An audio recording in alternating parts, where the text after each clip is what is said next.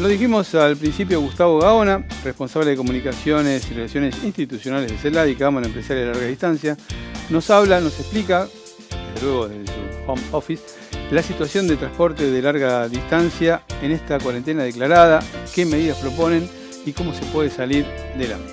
Vemos esta nota.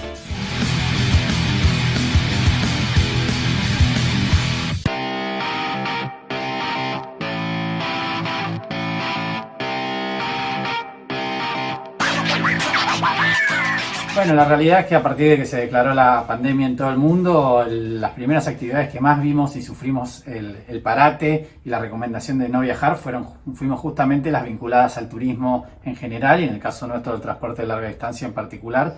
Realmente la situación es muy compleja. Recordarán que el ómnibus conecta más de 1.600 destinos en Argentina y lo cierto es que previo a la declaración formal de la cuarentena por parte del gobierno ya había recomendaciones de no viajar, de quedarse en su casa. E inclusive se anunció el fin de los servicios un poquito antes de la cuarentena, ¿no? Frente a esa realidad nosotros nos encontramos totalmente detenidos, son más de 16.700 trabajadores que conforman distintas empresas en todo el país y que, bueno, hoy ven no solo peligrar su fuente de trabajo, sino la sustentabilidad y la conectividad de todo el país, ¿no? Quien conoce esta actividad sabe que el transporte de larga distancia como servicio público funciona desde una lógica cíclica. Tenemos momentos de alta temporada acompañados de momentos de muy baja temporada.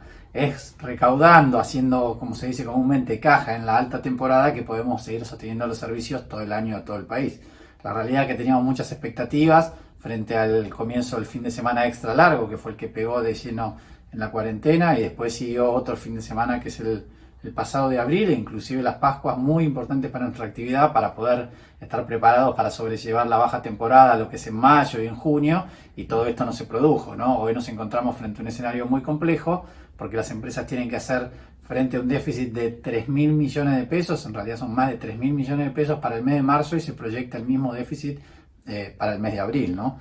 Frente a este escenario, nosotros le hemos pedido a la Autoridad Nacional, en principio acompañando a las entidades de turismo a través del Ministerio de Turismo, pero puntualmente en lo que tiene que ver con el Ministerio de Transporte, la declaración de la emergencia económica y sectorial, ¿no?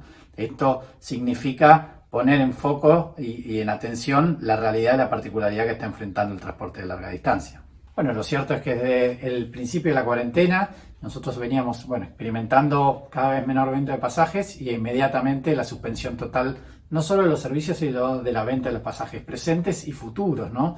Hoy las empresas hemos tomado la decisión de no poner la mayoría de ellas los pasajes a la venta porque es muy difícil garantizar cuándo va a volver el transporte de larga distancia, ¿no? Venimos manteniendo un diálogo permanente con las autoridades, pero sabemos que ellas se rigen también por lo que dice el Ministerio de Salud. Entonces, frente a ese escenario, hoy las empresas no tenemos la posibilidad ni siquiera de vender pasajes a futuro y tampoco hay demanda, esto es una realidad, ¿no? Frente a esa realidad nosotros nos encontramos con un doble escenario. El primero inmediato es cómo hacen las compañías de todo el país para asumir el pago de salarios a más de 16.000 trabajadores. En lo inmediato hemos recibido la novedad y el llamado de atención de todas las compañías que nos expresan que tienen serias dificultades para pagar los salarios en tiempo y forma. Esto lo estamos viendo en estos días, lamentablemente. Nosotros como entidades intermedias, como cámaras, le hemos pedido que prioricen y que se intente pagar lo mayor posible a los trabajadores por sobre otras obligaciones, pero lo cierto es que esto no se llega a cumplir en su totalidad. Entonces realmente estamos preocupados por esto en lo inmediato y después en el día después, ¿no? Cómo valga la redundancia, cómo vamos a comenzar, cómo vamos a empezar a circular nuevamente. En conversaciones, muchas formales, muchas informales con distintas autoridades, lo que se cree, lo que se considera es que el comienzo de esta actividad va a ser paulatino. Ahora, ¿cómo comenzar a circular nuevamente con un 10, con un 20 o con un 30% de los servicios, pero haciéndose cargo de un 100% de los costos, ¿no?